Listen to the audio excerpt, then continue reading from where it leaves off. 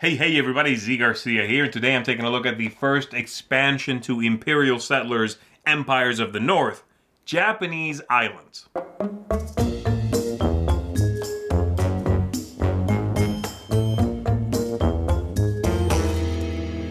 Japanese Islands is a pretty straightforward expansion to the base game. You are going to get 2 new factions to play in the game on top of the 6 that came in the core box.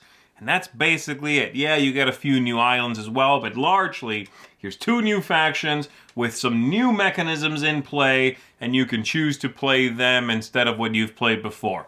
I'm okay with that. I like the core game quite a bit, so I was very excited to see what else this offered. I'm going to show you on the table in a minute here what comes in the box and give you a little bit of how they play. I won't be showing you every card or anything like that, but I am not going to be showing you how to play the base game here. If you want to know that, we've got a review for it, so definitely check it out if you haven't heard about the core game or you're not sure how it works. And once you are familiar with it, then come on back and check out this expansion. Anyway, let's take a look at it.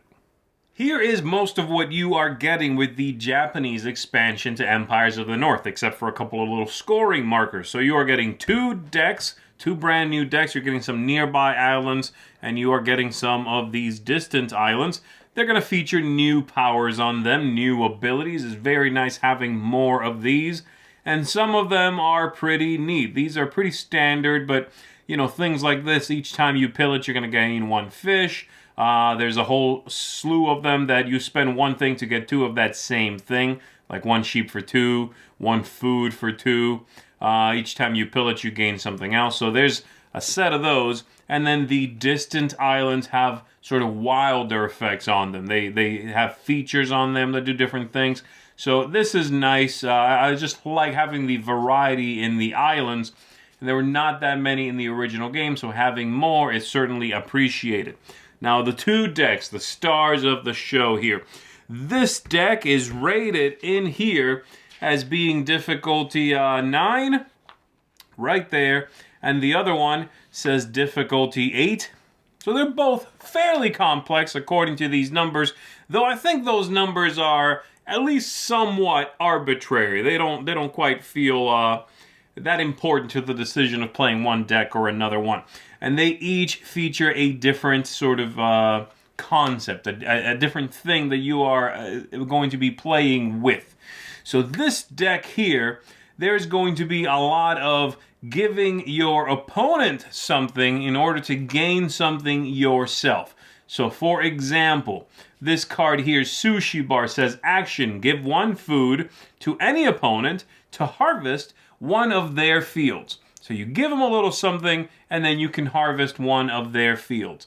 There are some that are going to let you return 1 of their tokens, flip it from exhausted to unexhausted again, and then you get a couple of victory points. There are some that, like this one, when you activate that, you can unexhaust up to 2 of your cards and gain a victory point for each, or unexhaust an opponent's cards, 2 of them, and then you get 2 victory points for each. So again, I give you something, but I get something good too. And if you time this deck just right, you're really not helping your opponent very much. So very interesting deck, and it plays very smoothly.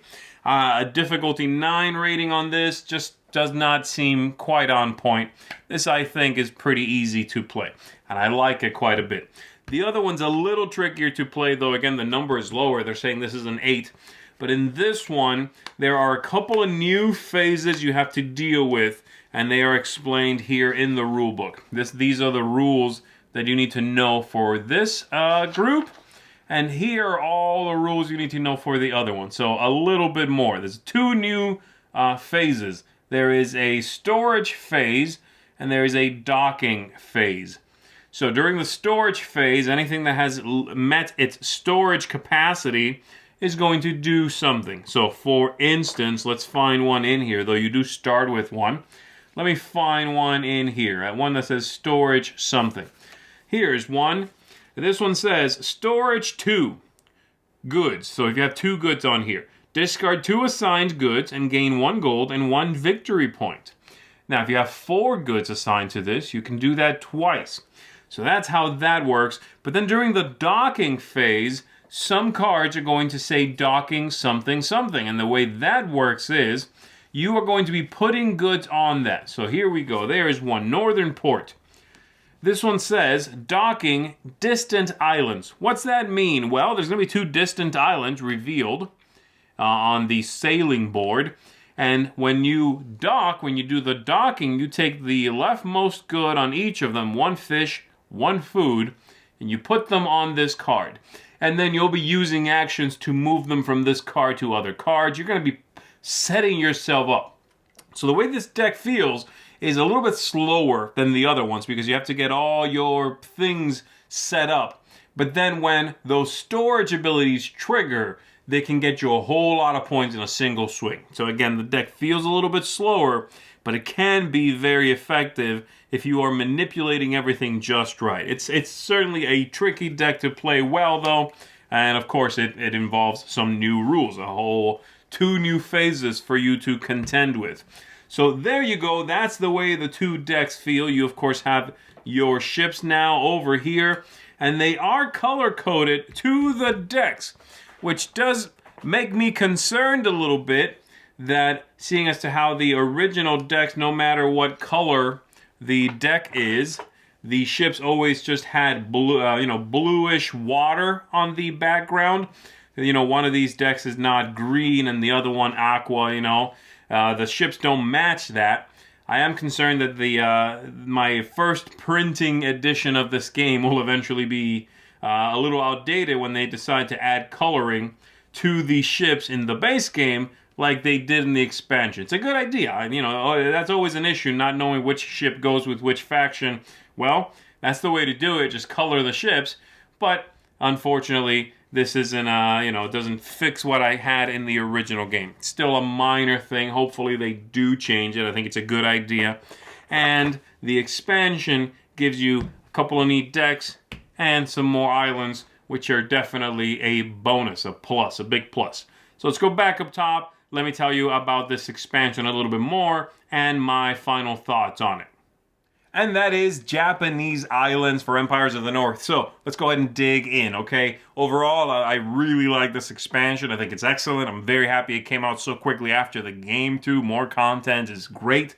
My only little issue is with the ease of play. One of the 2 factions is kind of tricky to play. It takes some getting used to, and it's the one that they rate the least difficult of the 2, which again, I think that's a little strange as well, but it's the Umineko clan, difficulty level of 8.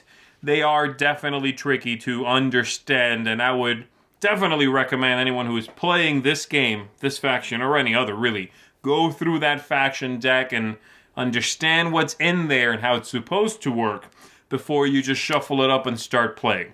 Especially with this clan, you are going to have a hard time grasping what is happening and what you should be doing. So there you go. Everything else I do like. Thematic setting here and ties. The game fits right in. This works. I like the theme. The Empires of the North name starts to no longer really make a lot of sense, but I don't care. I love it. The aesthetics are wonderful. Great artwork, of course. The ships now being color-coded to the backs of the decks is nice. Replayability is good. You have more to do, more things to consider. Happy about that. I cannot undersell the extra islands. They are fantastic. I really, really like the idea of having more there.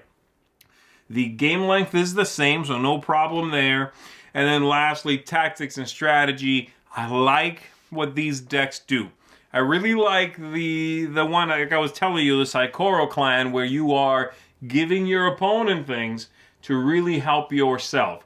That is such a cool thing. It works so smoothly, so well. They're one of my favorite clans in the entire game. I like it a lot. So just that one on its own gets a massive, massive thumbs up from me. But the other one is really fun too. This is a good package overall. With my only issue, again, being it's a little difficult to grasp, and that it makes me worry. This is not a problem with this expansion, but it makes me worry about the core game, those ships not being color-coded. Is that a thing that's coming? Am I gonna have to get that on, like a 2.0 version of this, or like a new printing? I'll worry about that, I guess, when and if it happens. So, but there you go. That's what I think of it. So my bottom line is praise, praise, praise. Enhances one of the best games of the year, in my opinion, and gives the players more choices to consider. If you like the base game, you're going to want to get this. If you haven't played the base game, you're going to want to play that base game, and I think you're going to love it. And when you do, you're going to want to get this. So I really recommend it. Just fantastic. 9 out of 10, like I said, so that's a seal of excellence for Japanese Islands. And that's it from me, everybody. I'm Z Garcia. Thanks for checking us out. I'll see you on the next one. Thanks so much for watching another Dice Tower video. If you enjoy our videos, subscribe to the channel for more fun, comprehensive board game coverage. Also, consider joining us at one of our events. Come to Dice Tower Retreat, a small, intimate gathering where gaming is king. Join us for Dice Tower Cruise, the largest board game cruise. Attend Dice Tower West in Las Vegas for gaming fun on the West Coast, or Dice Tower East in Orlando in sunny Florida. Dice Tower Conventions, the friendliest gaming conventions on Earth. I'm Eric Summerer, and you've been watching The Dice Tower.